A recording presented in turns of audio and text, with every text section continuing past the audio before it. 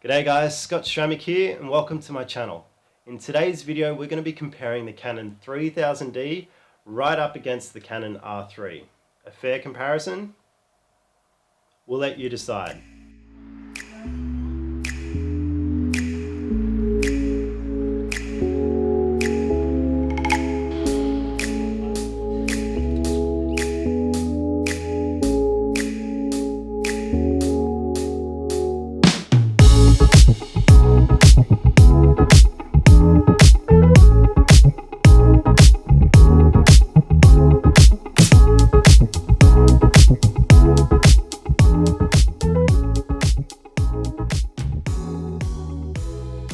We're going to be putting these cameras head to head up against each other in a shootout comparison video where we're going to be comparing all of the images on the 3000D right up against the Canon R3.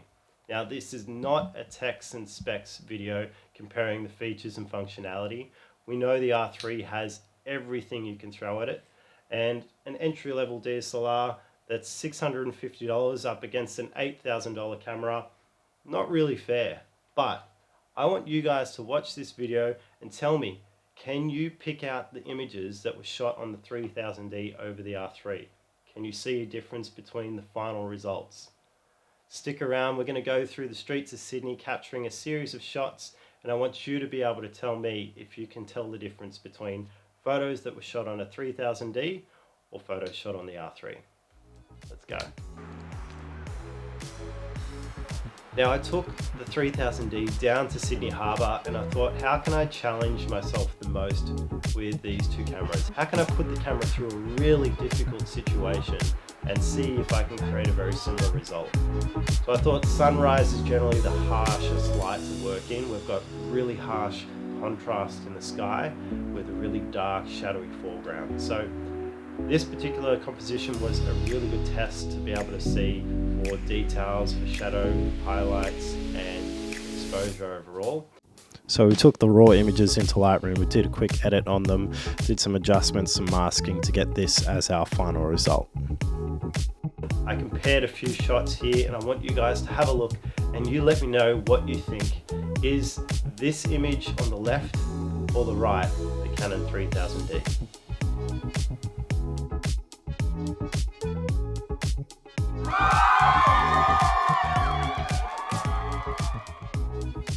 Now there were quite a few drawbacks in shooting with the 3000D.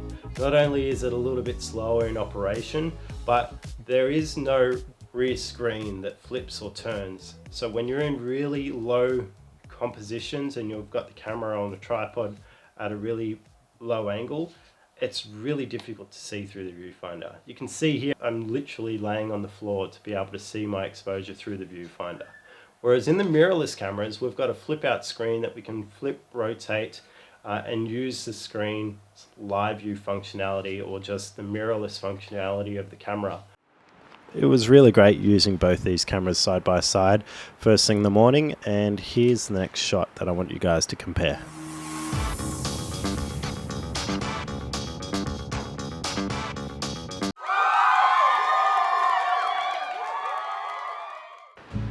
So what's better than Sydney Harbour to take photos of? We went to the famous Bondi Beach icebergs to get a few series of photos in and around the Bondi area to kind of head these two cameras up against each other.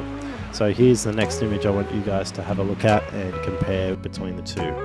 Which image do you think was shot on the 3000D?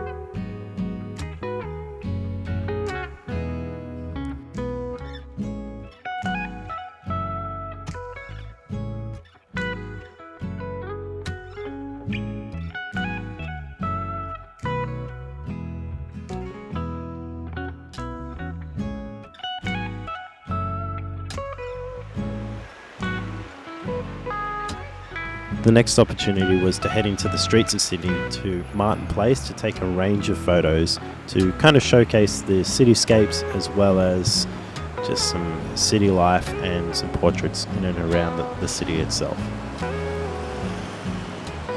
So I want you guys to have a look at these images and compare these two images here.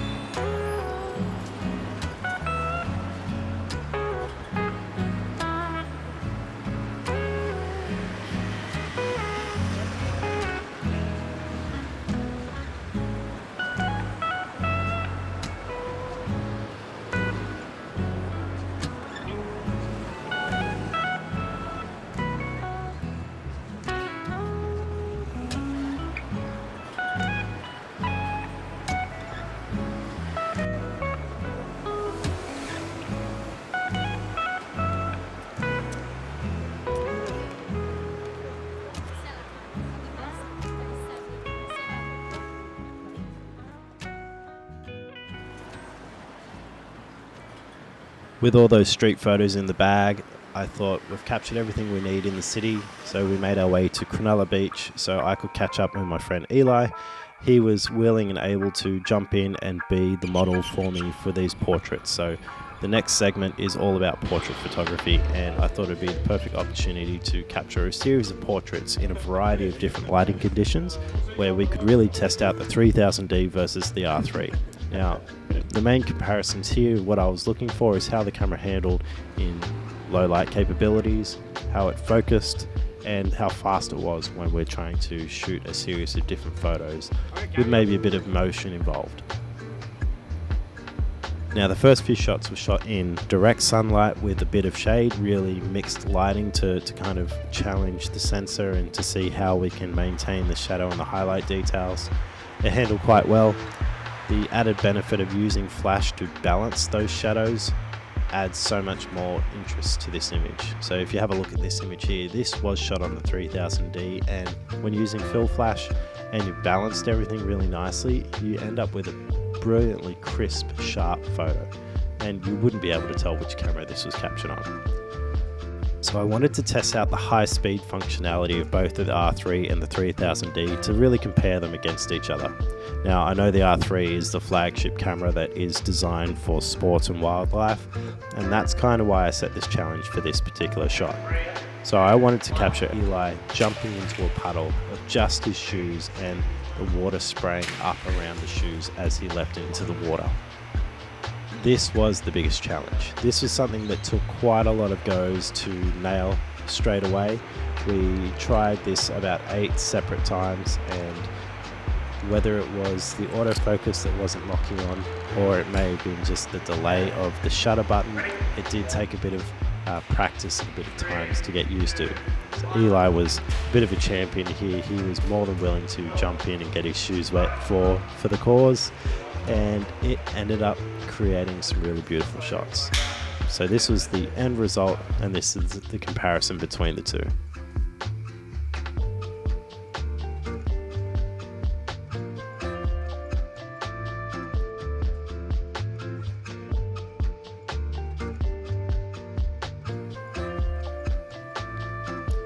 Now, moving right along to some of the available light portrait shots that we did with Eli.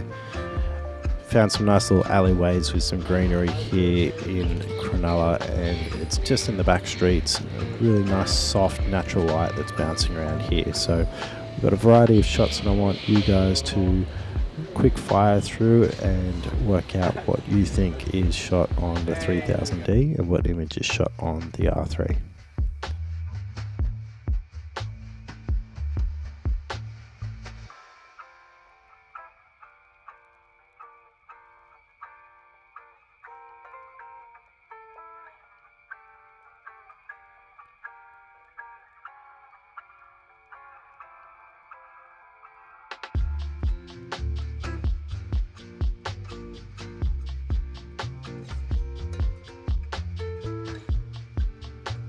For a bonus round, I put some product photography together for you for this final shot comparison between the R3 and 3000D.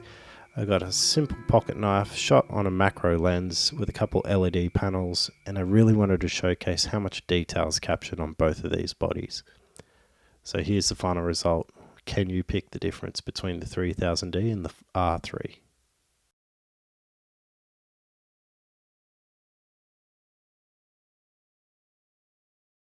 So after the last week of shooting on the Canon 3000D, I found that shooting back on an entry-level DSLR has its challenges. But I've really enjoyed shooting on it. It's kind of allowed me to slow down my shooting process and be more calculated and creative with the end result. Stripping this camera back and kind of going to the basics without all the features and functionality of what I'm used to in the mirrorless camera has been kind of eye-opening and refreshing to jump back into a camera like this. Now, the last time I had a camera like this was when I first started in photography, and that would have been over 15 years ago. So I've obviously come a long way in terms of what I shoot on and how I shoot, and the skills that I've learned over the years as well. But I really wanted to challenge myself with this 3000D. This camera really performs well. There's a series of areas where I wish it had some other features and functionality, but that's what you get for $650. So for what it's worth, this camera can create some beautiful images. Well, let's be real, guys. It's not about the gear that you've got. Yes, the R3's got some amazing capabilities and functionality, but it doesn't matter what camera you're using. You could go out with a smartphone, you could go out with a film camera and still capture beautiful images. I highly recommend that you do that. You challenge yourself. Maybe take out one lens only on a trip, or only take a smartphone, or only take a film camera, and just slow down your shooting process and be really detailed and really intentional with your imagery. Think creatively and capture some amazing shots.